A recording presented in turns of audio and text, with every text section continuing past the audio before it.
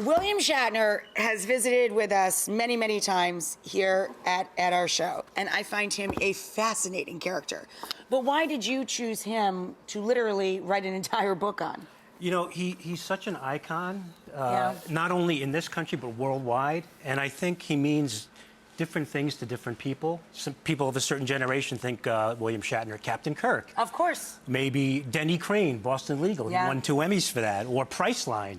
Or the guy who sings weird songs on The Tonight Show, or spoken word albums. Right? Yeah, that's why he's so fascinating. He's done so much, and he's 88 years old. He's still going. He was a big star in Canada in the 50s before he came to Hollywood, and it's all in the book. It's all recounted about his career as a Shakespearean actor. And yeah, I think I was just going to say, I think people forget that he was actually classically trained. He was trained, yes. He was a classically trained, very serious actor, even though he seems kind of like a funny character. He's a well-trained actor. So were there certain myths? Like, that's a fun thing to share with people, but there's also a lot of myths and stories about him. Do you go down that road at all? Were you trying to debunk certain things? Yes, I think that if you want to call it a myth, is that he just came out of nowhere with Star Trek. I mean, as we just alluded to, right. he had an entire career, not only in Canada on the stage and in TV and on Canadian radio when he was a kid, but he had a career in Hollywood.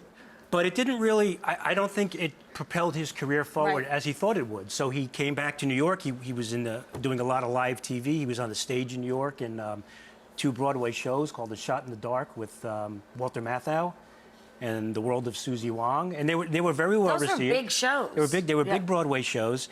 That, in turn, sort of led to his career in TV, and then it's all in the book. It eventually led to Star Trek. Now, he was not the original star of the show. There was a man named Jeffrey Hunter.